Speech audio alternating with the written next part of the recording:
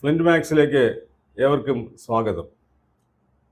വലിയ പുകലുകൾ, കേരളത്തിൻ്റെ പുതിയ മുഖ്യമന്ത്രിയെ സംബന്ധിച്ച വലിയ പുകലുകൾ നടക്കുകയാണ്. കോൺഗ്രസിൻ്റെ പതിവാണ് ഇത് എന്നൊക്കെ നമുക്ക് പറയാമെങ്കിലും കോൺഗ്രസിന് പതിവില്ലാത്തൊരു വിജയമാണ് ഇത്തവണ ഉണ്ടായിരിക്കുന്നത്. ചരിത്രത്തിലെ ഏറ്റവും മികച്ച വിജയം, ചരിത്രത്തിലെ ഏറ്റവും വലിയ തിരിച്ചടി ഇടതുപക്ഷ ജനാധിപത്യ മുന്നണിക്ക് കിട്ടിയ ഒരു തെരഞ്ഞെടുപ്പ്. ജനവികാരം ആഞ്ഞടിച്ച ഒരു തെരഞ്ഞെടുപ്പ്. ജനവികാരത്തിൻ്റെ പ്രതിഫലനം വാസ്തവത്തിൽ വിവേകമുള്ള പാർട്ടികൾ, വിവേകമുള്ള നേതാക്കൾ തിരിച്ചറിയേണ്ടതായിരുന്നു. പക്ഷേ അത് ഉണ്ടായില്ല. ഇപ്പോൾ പുതിയ മുഖ്യമന്ത്രിയെ സംബന്ധിച്ച തീപിടിച്ച ചർച്ചകൾ നടക്കുകയാണ്. പ്രതിഷേധ പ്രകടനങ്ങൾ, ഉയർന്നു വരുന്ന പുതിയ പുതിയ കട്ടൗട്ടുകളും ഉയർന്നു വരുന്ന പുതിയ പേരുകളും ഒക്കെ കൊണ്ട് തന്നെ ആകെ കലുഷിതമാണ് രംഗം. ഇത് സംബന്ധിച്ച് നമുക്ക് ചർച്ച ചെയ്യാതിരിക്കാനാവാത്ത ഒരു സാഹചര്യം ഉണ്ടായിരിക്കുകയാണ്. ഇതിനോടൊപ്പം ശ്രീ എ വഹീദുണ്ട്. അദ്ദേഹം ശരിക്കും പറഞ്ഞു കഴിഞ്ഞാൽ വളരെ നന്നായി കാര്യങ്ങൾ മനസ്സിലാക്കിയിട്ട് കൃത്യമായി പ്രവചിച്ച ആളാണ്. ആ പ്രവചനത്തിൻ്റെ എന്നാൽ ജനവികാരത്തെ അളന്നുകൊണ്ടുള്ള പ്രവചനമാണ്. ജനവികാരത്തെ അളന്നുകൊണ്ട് ഒരു സാധാരണ രാഷ്ട്രീയ നിരീക്ഷകന് ഒരു പ്രവചനം നടത്താൻ കഴിയുമെങ്കിൽ പൊട്ടന്മാരായ നേതാക്കന്മാർക്ക് എന്തുകൊണ്ട് കഴിയുന്നില്ല എന്നൊരു ചോദ്യം കൂടി ഇപ്പോൾ ഉന്നയിക്കുന്നുണ്ട്. എന്താണ് ഇപ്പം വ്യാപകമായ പ്രതിഷേധം നടക്കുന്നു, വ്യാപകമായ ഇത് നടക്കുമ്പോൾ കൂട്ടായ്മ വരാൻ പോകുന്നു. അപ്പോൾ ഇതെല്ലാം മൊത്തം കുളം കലക്കിയിട്ട് മാത്രമേ കേരളത്തിൽ പുതിയ ഭരണം ഉണ്ടാവുള്ളൂ. അത് പൊതുവേ UDF ഭരണത്തിൽ വരുമ്പോഴൊക്കെ നമ്മൾ ചെറിയ തോതിലെങ്കിലും കണ്ടുവരാറുള്ളതാണ്. ഇത്തവണ കുറച്ചുകൂടെ സവിശേഷമായ രീതിയിലാണ്. അതായത് 3 പേരുടെ ക്ലെയിം.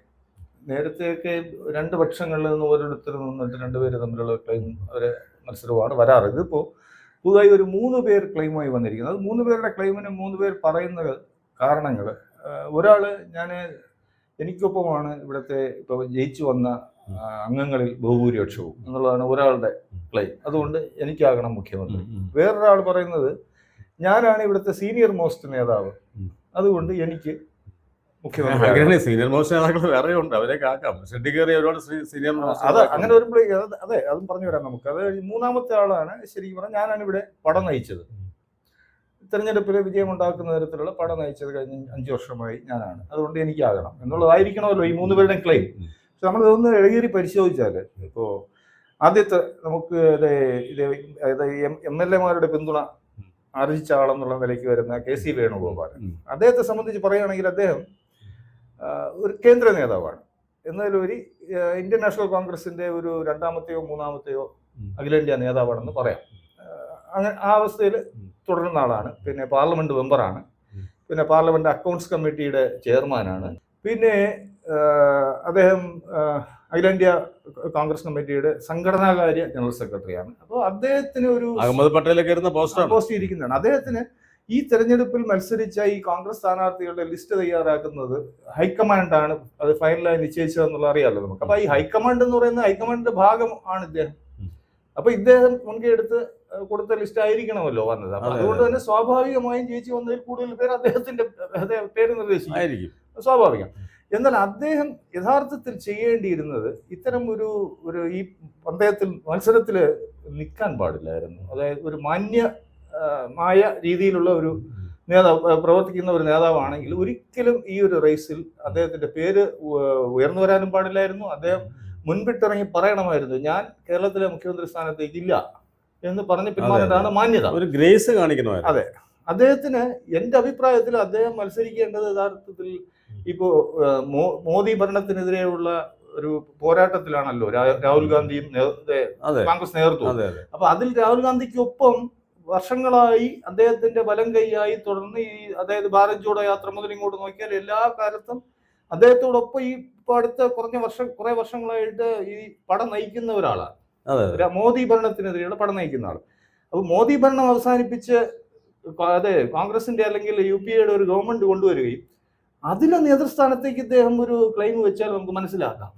താങ്കൾ ഉദ്ദേശിക്കുന്നത് എന്താണ്? പ്രധാനമന്ത്രി സ്ഥാനത്തേക്കുള്ള ക്ലെയിമാണോ? അതെ, അതിലും ഒരു നേതൃസ്ഥാനം. നേതൃസ്ഥാനം എന്ന് പറഞ്ഞാൽ പ്രധാനമന്ത്രിയാണല്ലോ. ഇവിടെ മുഖ്യമന്ത്രി എന്ന് പറയുന്ന പോലെ അഖിലേന്ത്യാ തലത്തിൽ വരുമ്പോഴേക്കും അത് പ്രധാനമന്ത്രി കസേരയാണ്. ആ കസേരയ്ക്ക് വേണമെങ്കിൽ രാഹുൽ ഗാന്ധിയായിട്ട് മത്സരിക്കുകയും ചെയ്യാം. കാര്യം രാഹുൽ ഗാന്ധിയാണല്ലോ ഇപ്പൊ പടം നയിക്കുന്നത്. ഇവിടെ VD സതീശനായിരുന്നല്ലോ പടം നയിച്ചിരുന്നത്.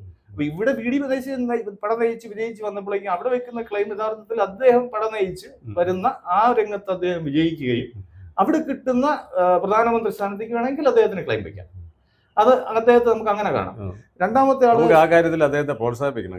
അങ്ങനെ ഒരു അവസ്ഥ വരികയാണെങ്കിൽ നമുക്ക് തീർച്ചയായും മലയാളികളായ നമ്മളെല്ലാം പടം നയിച്ചവരെതിരെ ഒരു ക്ലെയിമുമായിട്ട് നമ്മുടെ നാട്ടുകാരൻ എന്നുള്ള രീതിയിൽ നമ്മൾ തീർച്ചയായിട്ടും സപ്പോർട്ട് ചെയ്യാവുന്നതേ ഉള്ളൂ. പിന്നെ രണ്ടാമത്തെ ആളാണ് ഞാനാണ് സീനിയർ മോസ്റ്റ് എന്നുള്ളതാണ്. അപ്പൊ സീനിയർ മോസ്റ്റ് എന്ന് പറയുമ്പോൾ ഇവിടെ അദ്ദേഹത്തെക്കാളും സീനിയർ കോൺഗ്രസ് നേതാക്കളുണ്ട് ഇവിടെ. അത് ഇപ്പൊ PJ കുര്യൻ അദ്ദേഹം ക്ലെയിമുമായിട്ട് വന്നാല് അല്ല എ കെ ആന്റണി ഇപ്പോ ശരിക്കും പറഞ്ഞാൽ ഇത്തരം പാർലമെന്റ് രംഗത്തൊക്കെ കുറച്ച് കാലമായിട്ട് മാറി നിൽക്കുന്നു. ജീവൻ വെച്ചൂടെ? അതെ അതെ ജീവൻ വെച്ചൂടെ? ഏറ്റവും ചെറുപ്പക്കാരനായ മുഖ്യമന്ത്രി അതെ അദ്ദേഹത്തിനും ആകാം. പക്ഷേ PJ കുര്യനെ സംബന്ധിച്ച് അദ്ദേഹത്തിന് ശരിക്കും ഇപ്പൊ ഇത്തവണയും അദ്ദേഹത്തിന് സീറ്റ് കിട്ടാത്തതുകൊണ്ട് മാത്രം പാർലമെന്റ് രംഗത്ത് മാറിയിരിക്കുന്നതാണ്. അപ്പോൾ സീനിയർ മോസ്റ്റ് നേതാവാണെന്നുള്ളതിൽ അദ്ദേഹത്തിനെ പോലുള്ളവർക്കും ക്ലെയിം വെക്കാം. അങ്ങനെയാണെങ്കിൽ സുധാകരനെയും വെക്കാമല്ലോ.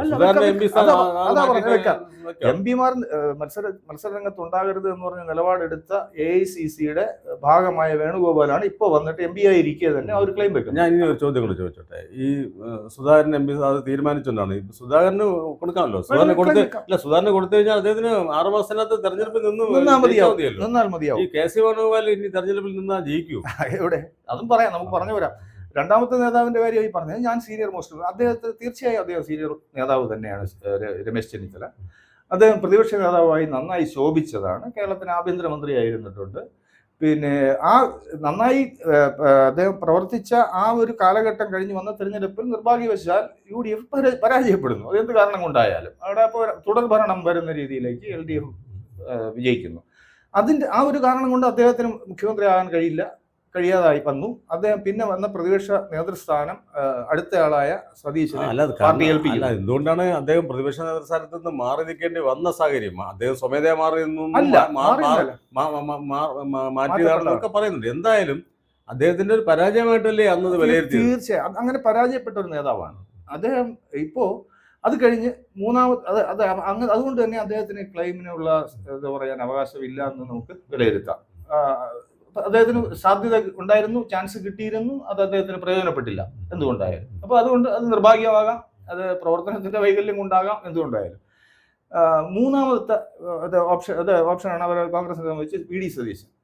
അദ്ദേഹത്തെ സംബന്ധിച്ച് നമ്മളിപ്പോൾ അവർ ഈ കവലകളിലെല്ലാം വെച്ചിരിക്കുന്ന നാച്ചുറൽ ചോയ്സ് എന്ന് പറഞ്ഞ് VD സതീശന്റെ പടവുമായിട്ട് ബോർഡുകൾ വെച്ചിരിക്കുന്നു. പക്ഷെ ആ നാച്ചുറൽ ചോയ്സ് എന്ന വാക്ക് ഏറ്റവും യോജിക്കുന്ന അദ്ദേഹത്തിന് തന്നെയാണ്.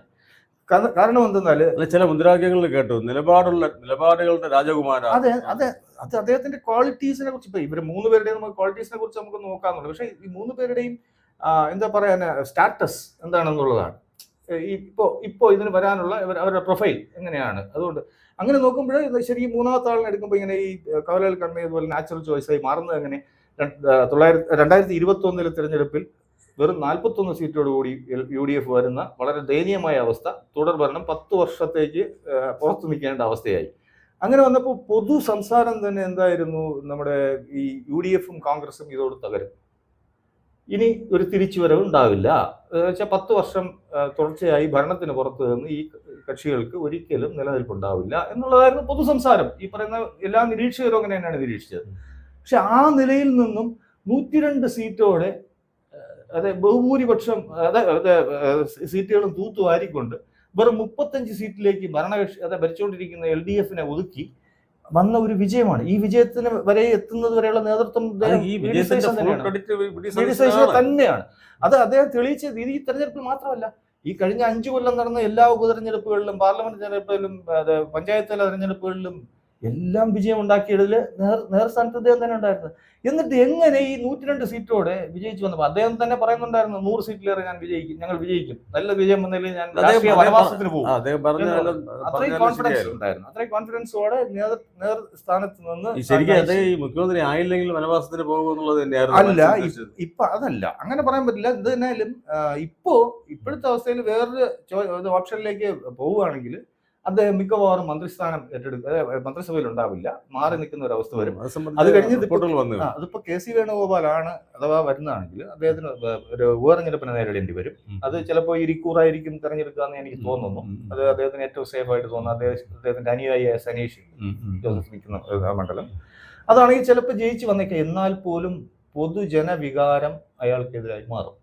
മാറുക എന്നുള്ളത് ഒരു ഉപതെരഞ്ഞെടുപ്പ് പോലും ഒന്ന് വലിയ തോതിൽ പ്രതികരിക്കാം. നമുക്ക് മനസ്സിലാക്കണം, 50,000 വോട്ടിന് ജയിച്ച മണ്ഡലങ്ങൾ പൊതുജന വികാരം മറിഞ്ഞപ്പോഴേക്കും പാർട്ടി കോട്ടകൾ മറിഞ്ഞു വീണ തിരഞ്ഞെടുപ്പ് ഇപ്പൊ കണ്ടത് നമ്മൾ.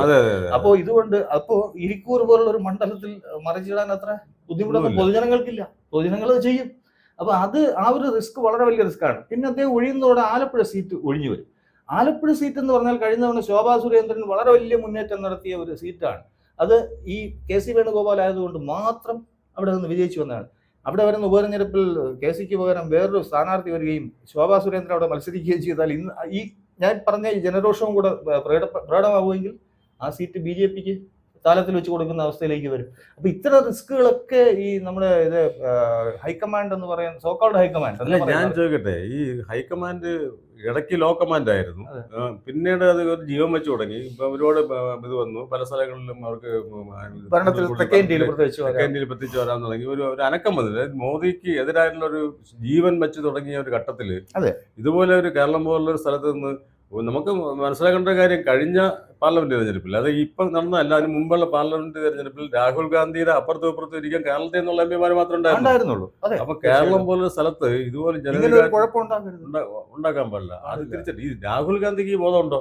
എനിക്ക് തോന്നുന്നു രാഹുൽ ഗാന്ധി അത് ആ യാഥാർത്ഥ്യം തിരിച്ചറിയുകയും ഇത് നാളെയോ മറ്റന്നാളോ അവരെ പ്രഖ്യാപിക്കുന്നത് സതീശന്റെ പേര് തന്നെ ആയിരിക്കുമെന്ന് വിശ്വസിക്കുന്ന ആളാണ് ഞാൻ.